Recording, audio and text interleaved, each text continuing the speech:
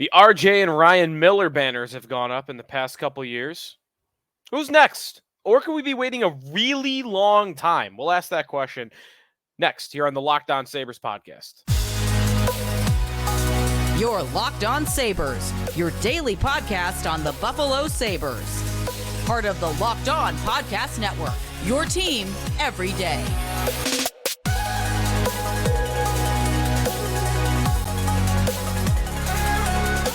And thanks for making Locked On Sabres your first listen every day. We are free and available wherever you get your podcasts, part of the Locked On Podcast Network, your team every day. Excited to bring to you a pretty interesting show that I've been wanting to have for a little bit now.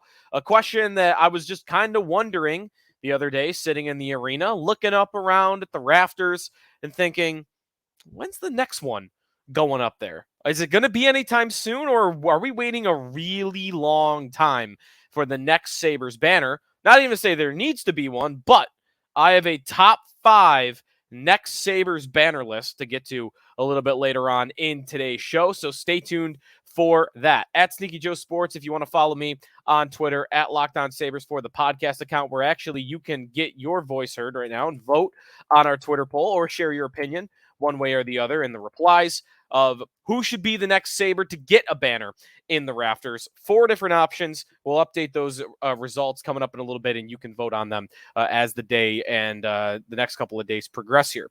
I want to get through a couple of news and notes, though, before I get into the top 5 for the next banner. I think what will be the next banner for the Sabres. A couple of news and notes, though. Starting in the world of hockey, kind of relates to Buffalo, but kind of indirectly. The PWHL, the Professional Women's Hockey League, firing up and will be the core league in women's hockey, centralized, where all the top players are playing. The sport's been a little bit fractured in the past couple of years with multiple leagues playing in different countries even. The NWHL, Buffalo fans will be familiar with the Buffalo Buttes home for many years here.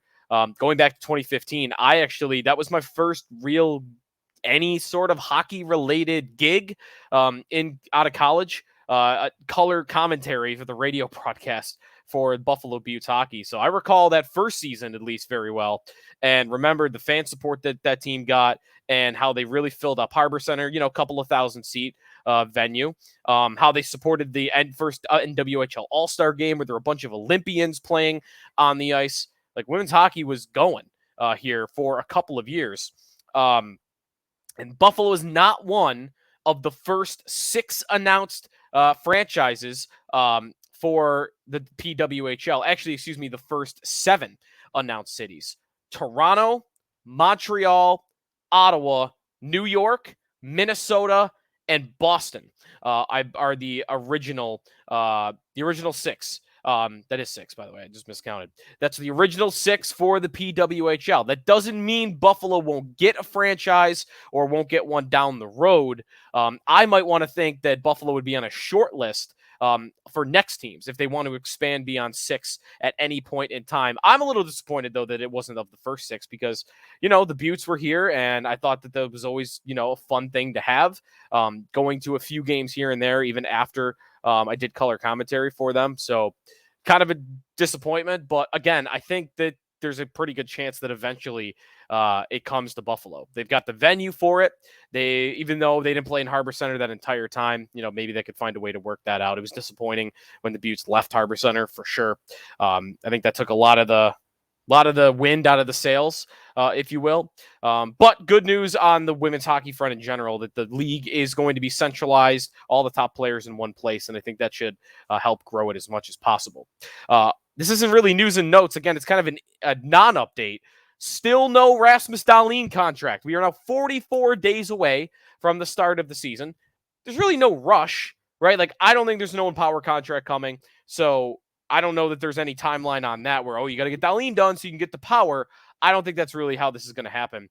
But I would say the first point in which I'd start to get, I don't want to say worried. The first point in which I'd start to, perk up and go, what's going on here? Why is there no deal done? That would be day 1 of training camp. If Darlene and the Sabres show up to training camp and it's still not done, that would be a little weird to me that it's not done. Okay, you've had the whole summer to work out a contract. Kevin Adams said in his end of season press conference that they had talks with the agent and they wanted to get that done. Okay, why are we months into this and it's still not happening? I would just want to be asking questions. I wouldn't want to be worried about anything. I would just want to be asking questions as to why they've arrived at a point. But we have less than a month till training camp, but still multiple weeks until training camp. As the Sabres' first preseason game. Usually camp opens just a couple of days before that. I don't believe we have an official date for the start of training camp, but September 24th is the first preseason game against Washington. So I'd imagine the Sabres are going to be at camp somewhere between the 19th and the 22nd for their first day, but we'll see on that. Just an educated guess on that front. 44 days till the season, by the way. Who's the all-time 44 for the Buffalo Sabres? I believe that name would have to be Alexei Zhitnik off the top of my head. Let me pull up some Sabre sweater numbers here just to make sure. Zhitnik would be the answer. Jerry Korab for 1 year. He wore number 4 in his first stint with the Sabres. Came back, wore 44 for 1 year. There's Zhitnik at 44. Andre Sekera, a more recent 44 for the Sabres. Nick Delorier, Braden McNabb, and then Matt Irwin for a year. Yeah, Zhitnik runaway. In fact, Zhitnik, where's Zhitnik rank all time for games played for the Sabres? It's higher than you think. He's 9th. Top 10 all time in games played. Alexei Zhitnik is number 9 at 712 games. 289 points. Pretty good. 44 days till Sabres and Rangers to kick off the 23-24 season. All right. Time out here. When we come back, our main question of today's show, when and who will the next banner be for the Buffalo Sabres? I was in the arena for RJ's memorial. By the way, great job by the Sabres. I think they hit every note perfectly. You know, it was certainly sad.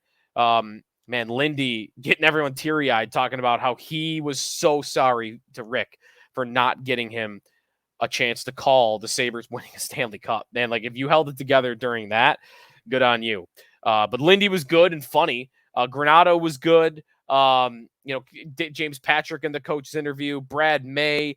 Loved hearing from Jim Lorentz again. I love Jim Lorentz. Just his voice soothes me.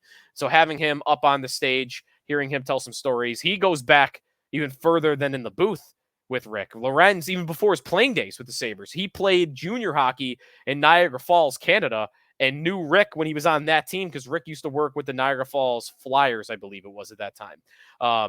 So they go back into the 60s, those two. So hearing Lorentz tell some stories about Rick was really awesome. But everyone I thought that was up there, Dave Hannon was up there, and I mentioned Brad May. Rip Simonik was incredible. A lot of fans showed up for that. So while I was in there, waiting for it to start, I'm looking around up in the rafters, and I'm looking. They've taken the RJ banner down just for the memorial or celebration in the backdrop. They had the banner down, so they put it back up after, I'm sure. Jenneret, Ryan Miller. Who's next? Is there a next? Or are we going to be waiting a really long time for the next banner in KeyBank Center? That coming up here on the Locked On Sabres podcast. Timeout, though, before I take a break, because I had it written down in my news and notes, and I almost skipped over it. I had a sandwich between the Darlene contract and the PWHL. Of course, how do I not talk about the big news for the Sabres on Tuesday or on Monday? What day is today? Yeah, Monday. That Terry Pegula has named himself president of the Buffalo Sabres, and Pegula Sports and Entertainment will dissolve. Huge news on the business front for the Buffalo Sabres. I'm not all that confident that this changes anything for the hockey side of things. My first thought when I saw Terry Pegula is going to be the president of the Sabres, first thought was, is Terry going to treat this like his toy? Is Terry going to treat this like Jerry Jones treats the Dallas Cowboys? And, Terry had his fingers on the team, I think, when he first showed up as owner. I think that stopped happening a lot, and he started treating the Sabres more like he does the Bills, where, hey, the guys in charge, the experts, I'm going to let them cook, if you will. I'm not going to be all over them. I just want to be a part of the conversation. And I think that's kind of how it works with the Bills, and I think that's how it has happened with the Sabres, which is why, this is working. I think what is happening for the Sabres, they're building it back up. Kevin Adams in charge, Granato having a big say in things, and then all the analytics guys that the Sabres have employed to being a very data-driven organization in the past 2-3 years, I think has been the resurgence of the team. So I think Pegula is keen enough to know what's working and to not, get too mixed up into it. So I don't really think this means anything for the hockey side of things, but it could very well mean a lot for the business side of things.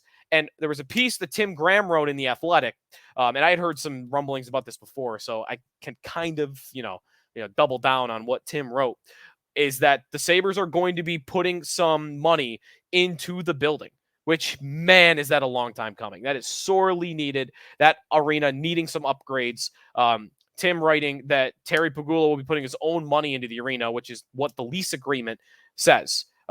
96, I believe that lease agreement was signed between the Knoxes at the time, right?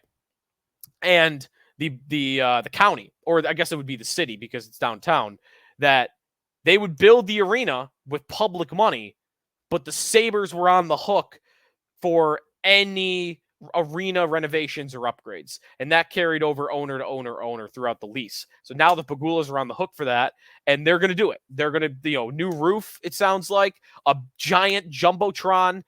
It sounds like at least an upgraded one. I'm not sure it'll be as big as the giant, massive one that Tampa has, but a bigger, better one than they have right now. And we'll see when it comes to the seats and, amenities for fans. But that's acoustics, I thought, was another thing that they're going to be upgrading. So that's great news. That's huge news because, again, the fan experience has been better because of the play on the ice. And the Sabres are doing some things a lot better. Certain themed nights are a lot better. I do think, though, the arena itself has to catch up when it comes to the fan experience. And the Sabres recognizing that and committing to making it better, I think, is a really good sign for fans. And hopefully, probably not this season, but next season, 24-25, we'll start seeing some big differences at KeyBank Center. So really good news, I think, on that front. In terms of Pegula Sports Entertainment dissolving, some might speculate that has something to do with the being for sale. I just will never believe the Sabres are for sale. Paul Hamilton's reported this. A bunch of Sabres writers have reported this, that they are not for sale. The team's confirmed they're not for sale. So you could just believe their word. But if you didn't want to stay skeptical, this is what I tell you. It's hard for me to ever see a guy who is in Buffalo, the Pegulas, I should say, the family, is in Buffalo because of their love for the Sabres, selling the Sabres. I mean, why are they here in the first place? They weren't here to buy the Bills. I mean, they were already here when they bought the Bills. They had already invested in the community. They already connected to the community by the time they decided they wanted to buy the Buffalo Bills. They got here. The foundation of why they're here was to buy the Sabres because they loved them. Terry was crying, with Gilbert Perreault in that opening press conference, like sitting under the, what's the story tells? Sitting under the bridge, listening to the game. Like, the love for the Sabres is why they're here. So for me, them giving up on that, I don't see it. I don't see it ever happening. Crazier things have happened. I don't believe it means that they're for sale. I just think it probably, so it's some business reason that is over my head. It's the way I'd want to put it. All right, when we come back, top 5 next banners that should go up or could go up for the Buffalo Sabres. Coming up here on the Locked On Sabres podcast. We are presented by FanDuel Sportsbook.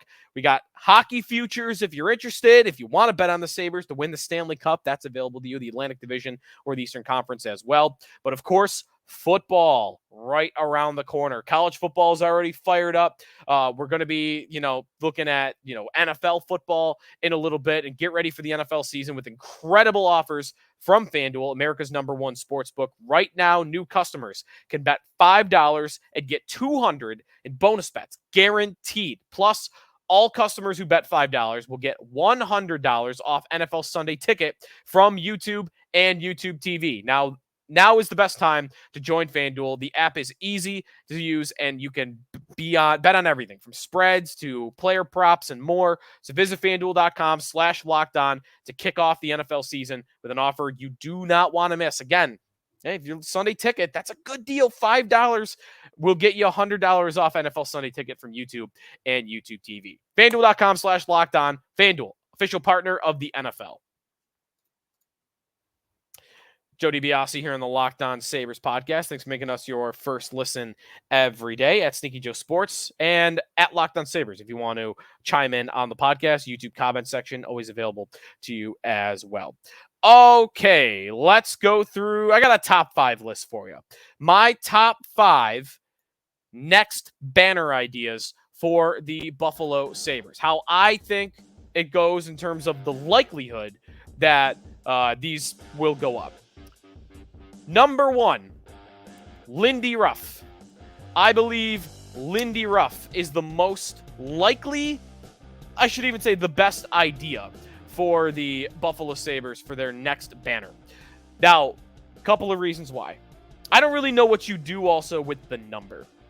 Lindy does not deserve to have his banner raised based on his resume as a player alone. He wore number 22. And, he did play a lot of games, 608 games for the Sabres, 285 points, 102 goals, was a captain for the team. Of course, a long-time member of the Buffalo Sabres from 1979 all the way to 1989. We're talking about a decade as a player. But of course, a banner raising would be because at the moment, Don Granato, you're hopeful, at the moment, Lindy's the all-time Sabres coach. He is. He's the all-time Sabres coach. 1997 to 2013. What a run. 571 wins is a Sabre record. Over 1,100 games coached over 15 years. And he's beloved in the area. That matters somewhat. I think you got to have the resume first, but for how much you're beloved and how special the night would be, think about that for this. It's a night, right? Like the Sabres will make that whole night, whoever they're raising a banner for, about that individual. And how much will fans get up for that? How much will fans be invested in that night? How much will they care about that night? There's some players throughout time that maybe aren't as well liked. That, maybe the night would just kind of feel weird. I don't know. I don't know. I don't know what you want to do with that. Like Bill Height is a player who played 1 million games for the Sabres, one of their all-time defensemen. It's so long ago now. What's the night like? You know what I mean? Like, how many guys even remember Bill Height playing? A lot, but not enough to say that would make for an incredible night. It would be great, but not on the same level as a Lindy Ruff. That, I think, puts him at number 1. He is so beloved throughout Buffalo. Still lives here during the offseason. He's connected to the franchise. 1979 to 2013. We're talking about what? We're talking about a almost 40-year run. Am I doing my math right there? 79 to 2000 is 21 plus 13, 34. 34 years where he was basically in Buffalo every year but a couple, like 2 years in the middle where he was the Panthers assistant coach and a couple years there where he was with the Rangers as a player. Like he was in Buffalo for basically almost 4 decades. Lindy's number 1 for me. I don't know if you want to retire the number 22 or if you want to put HC up there. You could do the initials. I don't know what you want to do. You could do the number, I guess. But Lindy, I think, is deserving of a banner. Number 2 on my next banner to go up list, Mike Ramsey. The night, again, this might be a little less special than Lindy for different reasons. It's been so long since he's been a player for the team that, feel a little bit different than guys that have just recently gone up. But Ramsey, the third most games played in Sabres history, probably, if I'm right in saying this, as someone that never watched him play, probably the best defensive defenseman in Buffalo Sabres history. I think I feel pretty safe in saying that. Mike Ramsey, I think, is a pretty good idea for the Sabres to put a banner up. Number 5, if they want to do it, that's available to them. I don't think it would be insane. I think that, a lot of fans might appreciate Mike Ramsey going up. And I am taking a few of my cues from my coworker, WJR Paul Hamilton, who repeatedly will say that Mike Ramsey should be in the rafters and he should have gone up a while ago. And Paul's also someone that typically has a high bar for who goes up. He's been one that says Sabres have too many banners as it is. But Ramsey, he is adamant, should have one. So I've got Mike Ramsey at number 2. Number 3. Phil Housley. Phil Housley is number 3. I don't think he's very well liked. Just a hunch.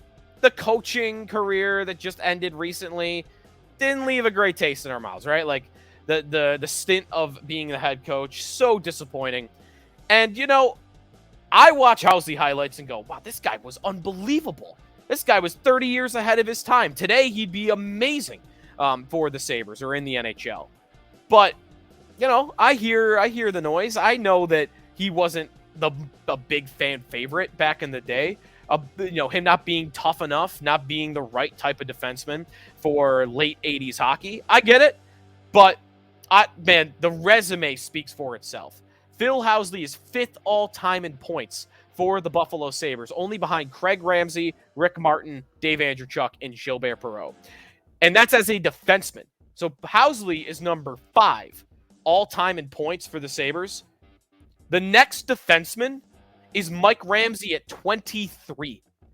So it's 1 to 22, all forwards, and Phil Housley. That's how unbelievable he was as an offensive force. 178 goals, 558 points in 608 games. Records that might never be broken for the Sabres for a defenseman. I don't know. Maybe Rasmus Dahlin's got a chance, but I've got Housley at number 3.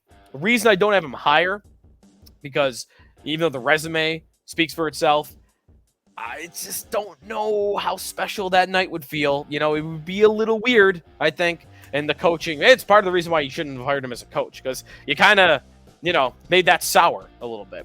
I don't think his number gets retired anyway. Ruff, I might want to guess does. Ramsey, I think probably not. Maybe, though, it probably would have happened by now. Housley, I feel pretty safe in assuming it won't happen. I think, though, it's might be well-deserved. So I would put him at number 3. I got my number 4 and number 5 next banner ideas coming up here on the Locked On Sabres podcast.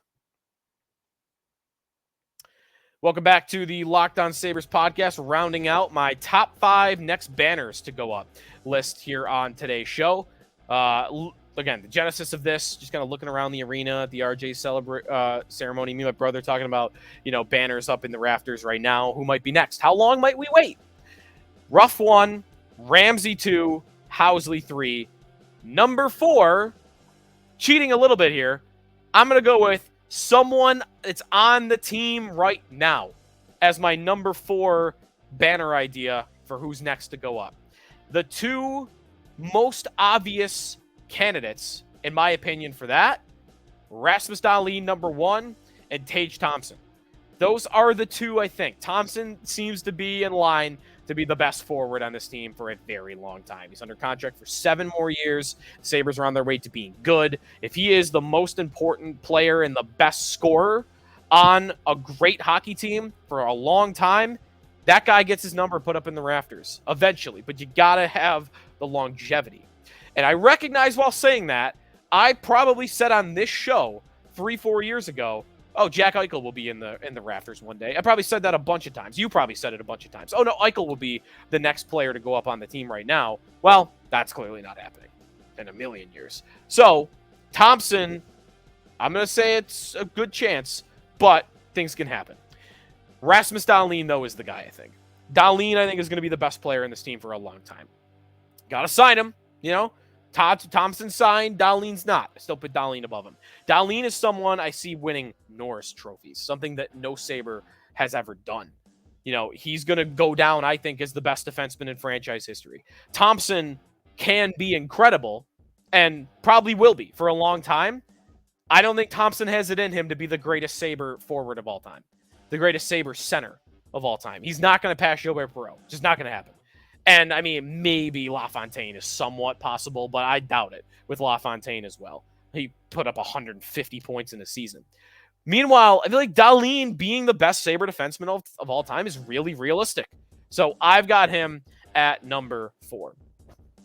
Number 5, I'm kind of going to cheat again. I got a tie. One idea, I had to do a tie because there's one idea, it's just not my cup of tea. I don't love it. But I know that there would be some Sabre fans that would appreciate it. The night would be great. I think the resume isn't there, though. Tied at number 5 is Rob Ray. Rob is an all-time Sabre figure, right? He is the all-time fighter for the team. In terms of games played, if you want it, he is number 4 all time with 889 games played for this hockey team. He is someone that's very present in the community. He has now been working on the TV side of things for 16 years. So he's gonna, in terms of longevity on the broadcast, he's gonna have that. I mean, he's still got a ways to go, I'm sure, on that front. So I understand the argument for Rob Ray. It's not anything I would ever do because of the role he played. I don't think that's deserving of getting a number retired. I've got Rob at number 5, tied for number 5 with Jason Pominville. All right, just because of 0506. Not just because of 0506, but I want some 0506 representation. I know you got Ryan Miller. How about some more 0506 representation? Well, Pominville's the guy for that. I don't think 29 ever gets retired, but it's not taken by anyone important right now. I didn't pick Alexander McGillney because Alex Tuck is wearing 89. There's no way they're taking that number from Alex Tuck. And McGillney, they probably would have done by now anyway. So they're not retiring McGillney's number, even though the 76 goals is incredible. The longevity's not there from McGillney either. So I don't think that's happening, especially with Tuck wearing it. Pominville's number, though, is freed up. Pominville is 8th all-time for the Sabres in points. Only Don Luce, Rene Robert, Phil Housley, Craig Ramsey, Rick Martin, Dave Andreychuk, Gilbert Perreault. That's some great company, and he played in an era that didn't have goal scoring like when Andreychuk and Perreault played. He's 10th all-time in goals, games played. He's 8th all-time. Like, he's top 10 in almost every category for the Buffalo Sabres. And he has an iconic goal, one of the most iconic goals in franchise history. You know, so Pominville also super well liked by everybody. So the night would be awesome. You know, he's definitely a tied for 5th guy for me because I'd like the resume to be a little bit stronger to be deserving of a number retiree. But if they're going to do something soon, and what is soon? The next 3 to 5 years? If they're going to retire a number in the next 3 to 5 years, and it's not going to be Lindy, and they want it to be someone that's played in the last 20 years, Pominville is the answer. You're not going to do Vanek. Vanek, by the way, 26. Dahlin's going to have that. So Vanek's not happening. Briere, Drury, they don't have the longevity. Campbell doesn't have the longevity. Is there anybody else you would even mention? I don't think so. I love Max Finneganov, but they're not going to do that. Pominville is the name. If you're going to have anyone else from that era, the only name you could even start to argue a little bit, I think, is Jason Pominville. Those are my 5 top ideas. My guess, though, just to round out this conversation. By the way, let me know what you think at Sneaky Joe Sports, at Locked On Sabres, or on our YouTube channel for who's next. My best guess, actually, I'm on the fence.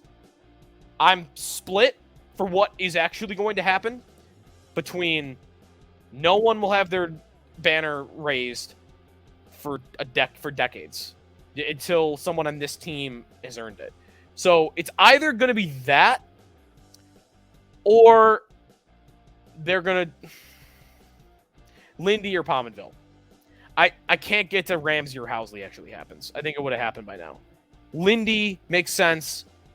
I really do wonder if they would put Pominville up there. I'm wondering it. I don't think it's not something I would do. You could try to argue it if you want. Again, I made the argument. The iconic moment, the numbers.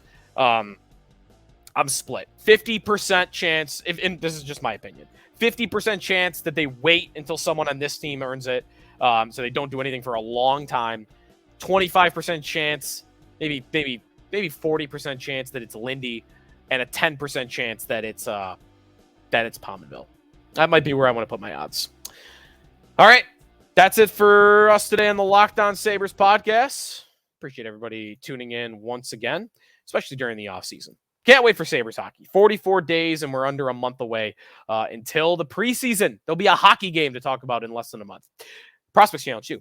Thanks for making Locked On Sabres your first listen every day, everydayers. Next time on the show, we'll talk a little bit more about some things happening around the league, and I got some other ideas for you as well. So we'll talk to you then here on Locked On Sabres.